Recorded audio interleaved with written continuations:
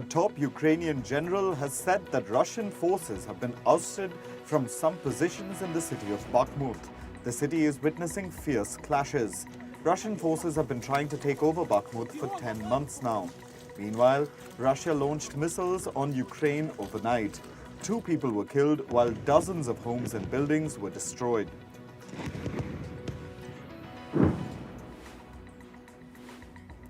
The White House has estimated that more than 20,000 Russian soldiers have been killed in 5 months of fighting in Ukraine. More than 80,000 Russian soldiers have reportedly been injured. Most of the troops have been killed in Bakhmut. Half of those killed are reportedly from the Wagner mercenary group. The United Nations has warned that 800,000 people may flee Sudan. They're likely to make their way to neighboring countries. The warning comes as rival factions in Sudan continue to fight despite a ceasefire. Sudan's UN Humanitarian coordinator has warned of a full-blown catastrophe. Medics in Sudan have warned of a health crisis amid the clashes. This comes as bodies are piling up on the streets of the capital, Khartoum. People are drinking polluted water. There is a critical shortage of basic goods like food, water, and fuel.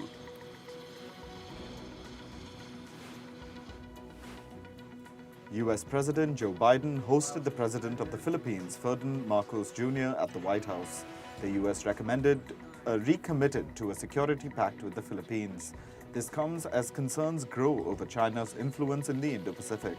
A joint statement said that any attack on Philippines armed forces or public vessels would trigger American defense commitments under a 1951 treaty. Japan and South Korea held their first bilateral finance leaders meeting in 7 years. During the meeting, South Korea urged Japan to add it to a whitelist of countries with fast-track trade status. This comes ahead of Japanese Prime Minister Fumio Kishida's visit to South Korea next week. Kishida will meet South Korean President Yoon Suk-yeol. Indian Defence Minister Rajnath Singh is in the Maldives. He met his Maldivian counterpart, Mariya Didi, and attended a dinner.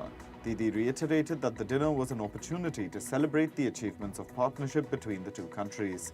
She also called to renew their commitment to strengthen cooperation and collaboration. The bodies of several children recovered in the Kenya cult case show signs of starvation and asphyxiation. Authorities have conducted autopsies of 9 children aged between 18 months to 10 years. Over 100 bodies were recovered last month from shallow graves. The cult leader, Paul Mackenzie, has been in police custody since April 14th.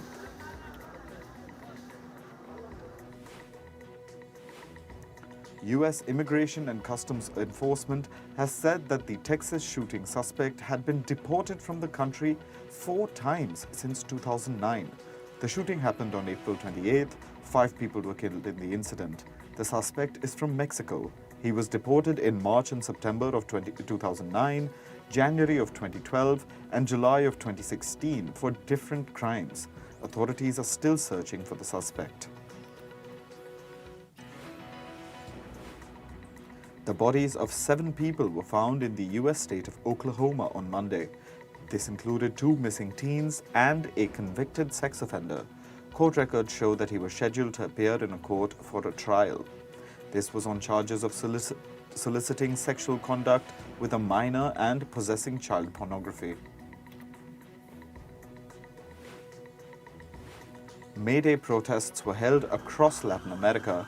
In Chile, various trade unions took to the streets of the capital, Santiago. Chilean riot police used water cannons to disperse the protesters. In Argentina, activists held banners and chanted slogans at a rally in front of the presidential palace. They demanded an increase in the minimum wage.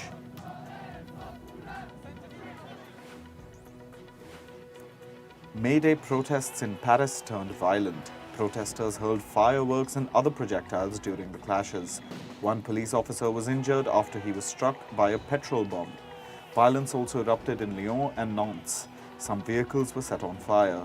Nearly 200 people were arrested. The Canadian government has struck a deal with over 100,000 federal workers. This has ended the country's largest public sector strike. The strike crippled many services, including passport renewals and immigration, for almost 2 weeks. The Public Service Alliance of Canada has secured a total wage increase of 12.6% over 4 years. However, some 35,000 tax agency workers are still on strike. Protesters in Paraguay took to the streets to demonstrate against the election results. They were supporters of Paraguayo Cubas, who finished third in the presidential election. Demonstrators blocked roads, burned tires, and destroyed billboards of President-elect Santiago Peña. In an Instagram post, Cubas called for a recount and asked his supporters to protest.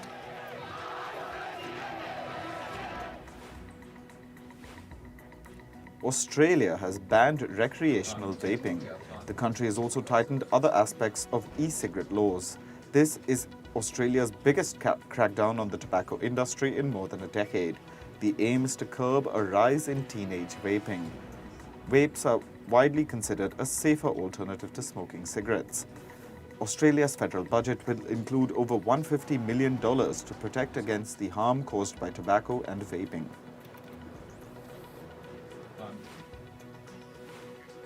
The US state of Illinois faced a massive dust storm. Many cars crashed along the Interstate 55 highway. Multiple people were reportedly killed, while dozens were injured. 2 trucks caught fire. The highway remained closed in both directions for several hours.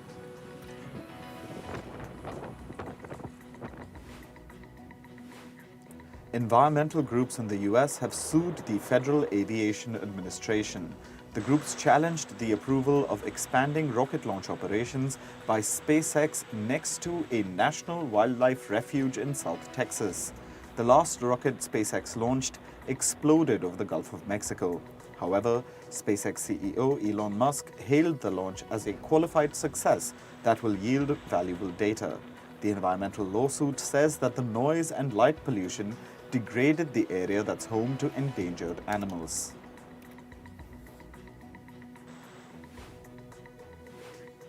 Police in Paris detained some environmental activists. They covered the French Justice Ministry and a hotel with orange paint. The activists protested and raised slogans against the rich. Protesters from Extinction Rebellion also carried out protests in which they defaced a museum.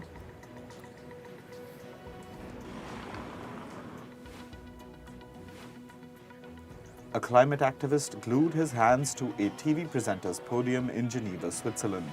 He briefly interrupted a debate which sparked boos and jeers from the crowd. The man's t-shirt read, "Let's act together." Switzerland's climate policies are a hot political issue this year.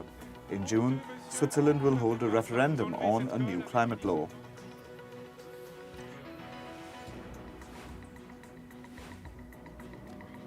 A new survey has found that many Europeans are alarmed by the climate crisis and are willing to take personal steps to combat it, but they aren't keen on bigger steps. A YouGov survey tested whether measures like banning single-use plastics and scrapping fossil fuel cars would be supported. People in the UK, France, Germany, Denmark, Sweden, Spain, and Italy responded that they're happy with measures that would not greatly affect the way they lead their lives.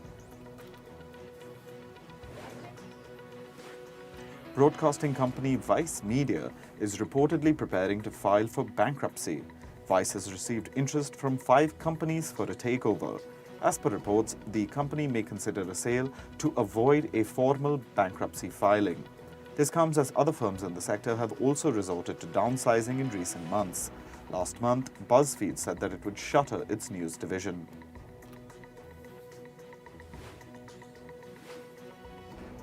Financial giant Morgan Stanley is planning to eliminate about 3,000 jobs. The job cuts will be carried out in the next 2 months. This means that within a span of 6 months, the company will be carrying out its second round of job cuts. Several companies across sectors have carried out massive job cuts to slash expenses. They have blamed a looming economic downturn for their cost-cutting spree.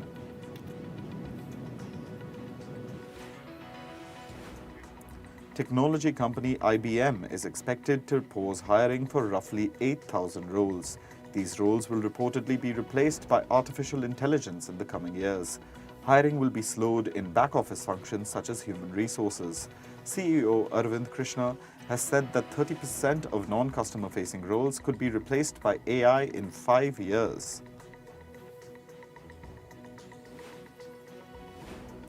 US-based automotive company General Motors has reportedly cut several hundred full-time contract workers.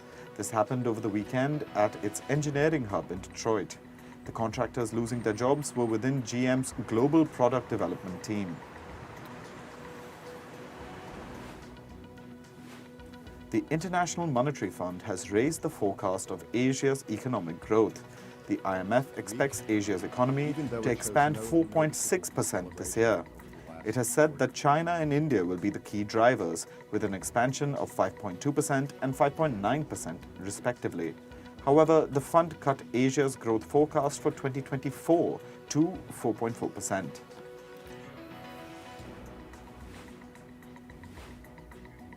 The share prices of several US regional banks have fallen. Shares in PNC Financial Services Group and Truist Financial Co. fell between 3 and 7%. Valley National Bank Co., which owns Valley National Bank, lost more than 20%. This comes after yesterday's takeover of First Republic Bank by JP Morgan. The takeover marked the collapse of the third US regional bank within 2 months. Australia's flagship airline, Qantas Airways, has named Vanessa Hudson as its next Chief Executive Officer. She will serve as the airline's first female CEO. This also makes her one of the few female executives leading a major company in Australia. Hudson will take command this November. Congratulations, Vanessa. Sandwich maker Subway shuttered shops in more than 500 US locations in 2022. It has seen even steeper closings in the previous years.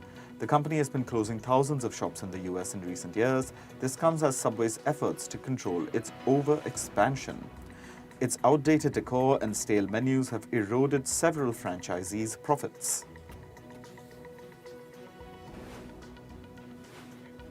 Turkish delivery app Getir is reportedly in talks to take over German rival Flink. This comes as a key step towards consolidating Europe's food delivery market. Food delivery companies struggled to churn out profits during the COVID-19 pandemic. Post the COVID slowdown, food delivery groups began quickly combining and cutting costs to become profitable. However, reports suggest that there is no guarantee of an agreement being reached. Reports suggest that BlackBerry will conduct a review of its business alternatives. This will include a possible strategy to separate one or more of its business units. BlackBerry was founded in 1984 and built pagers at the time. It rose to fame with its iconic QWERTY phones and business smartphones. Last year, the company pulled the plug on its smartphone services.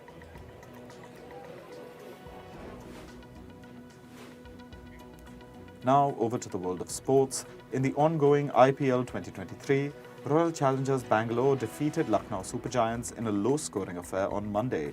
Chasing a low total of 127 runs, LSG collapsed and were bowled out for 108. The Lucknow side suffered a massive batting collapse. They lost half their side in 7 overs with just 38 runs on the board.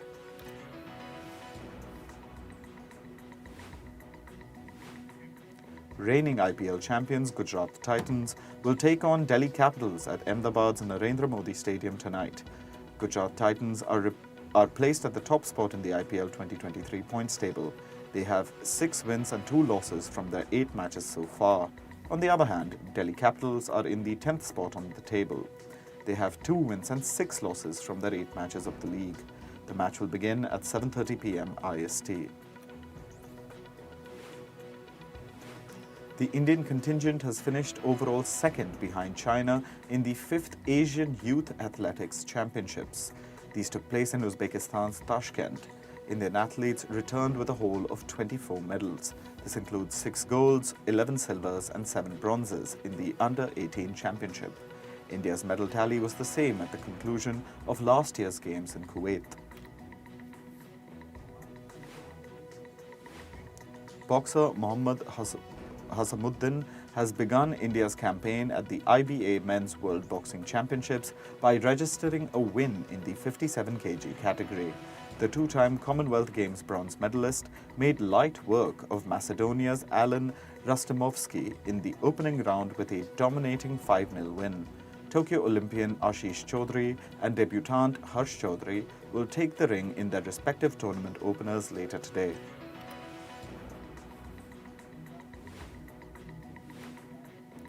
The All India Football Federation is looking to increase the number of teams in the I-League. It has also received recommendations from its committee to cap the number of registered foreign players in the squad at 5. It was also suggested that only 3 foreigners be allowed in the playing 11. The recommendations were passed during an I-League committee meeting on Monday.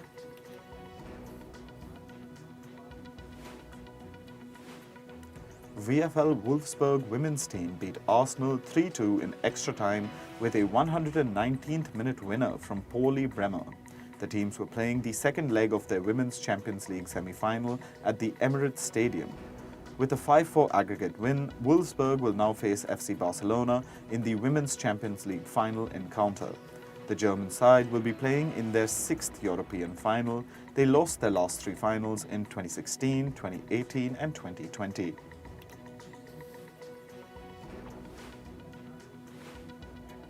Arsenal manager Mikel Arteta has said that the Gunners are still fired up after their defeat to rivals Manchester City. He added that his side clearly need to improve if they hope to keep their Premier League title hopes alive. Arsenal will face Chelsea in their next match. Currently, Arsenal are in second place on 75 points, 1 point behind leaders City, who have a game in hand.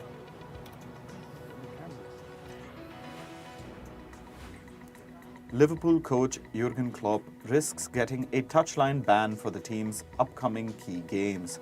The decision comes after Klopp's feud with a referee who's being strongly defended by the Premier League's match officials group. Klopp has already served a 1-game ban over his criticism of an assistant referee in October last year.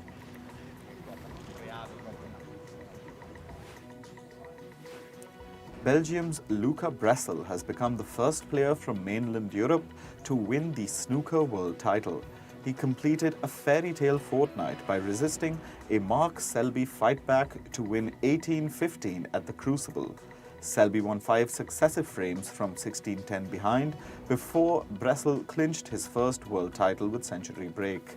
With the resounding victory, Bressel has climbed to the number 2 spot in world snooker rankings.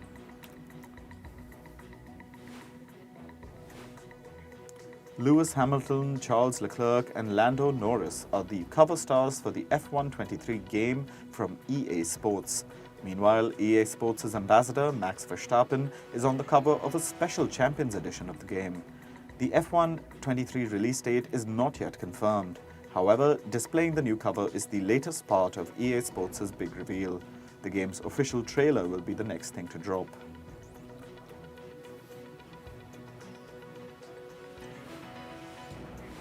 Speaking of the entertainment universe, actor Pedro Pascal is in final negotiations to join the cast of Paramount's upcoming Gladiator sequel. He will join actors Paul Mescal, Barry Keoghan, Joseph Quinn, Connie Nielsen and Denzel Washington. The 2000 blockbuster Gladiator earned more than $460 million in the worldwide box office and bagged 5 Oscars.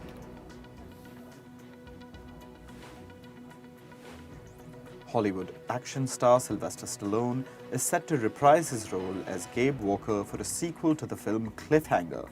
Released in 1993, the original action thriller follows ex-ranger Gabe Walker and his former partners. They're lured to a plane crash site by a gang of international thieves. The sequel is set to be directed by Roman Waugh.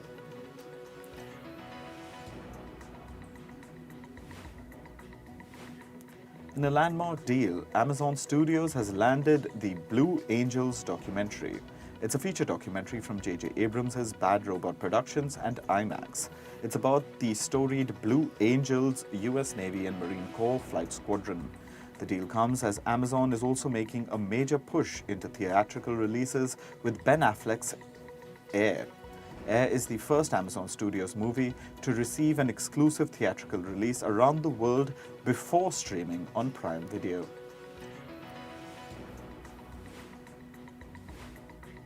Netflix has renewed its political drama series The Diplomat for a second season. Season 1 of The Diplomat had a strong debut on April 20th. It quickly took the top spot on Netflix's weekly global top 10 TV English list. The drama series stars Kerry Russell as Kate Weiler, a new US ambassador in Britain. Fox TV's 911 is moving over to ABC for a 7th season. The news comes as the financial model for broadcast television shows has come under fire. However, Fox has already renewed the bulk of its scripted roster for the 2023-24 broadcast season.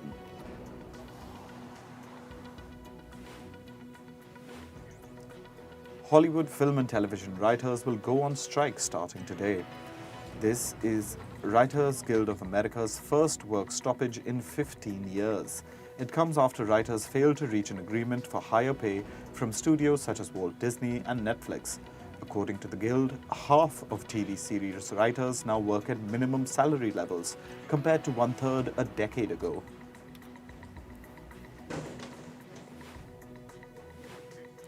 Barbie has released an Anna May Wong doll in celebration of Asian American and Pacific Islanders Heritage Month. The Asian actress worked in Hollywood during a time of open racism and stereotyping. The collectible is part of the company's Barbie Inspiring Women series. The series pays tribute to historical and present-day female role models to inspire future generations of girls through doll play.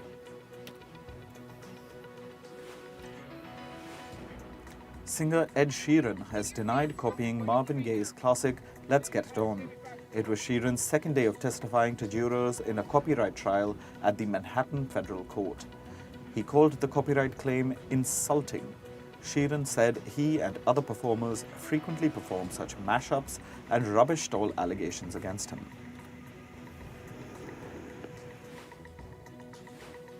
Tennis superstar Serena Williams has revealed that she's expecting her second child. She made the announcement while attending the 2023 Met Gala on Monday. Williams also confirmed the happy news on Instagram with the caption, "Was so excited when Anna Wintour invited the three of us to the Met Gala." The 23-time Grand Slam champion married Reddit co-founder Alexis Ohanian in 2017. The couple have a 5-year-old daughter, Alexis Olympia Ohanian Jr.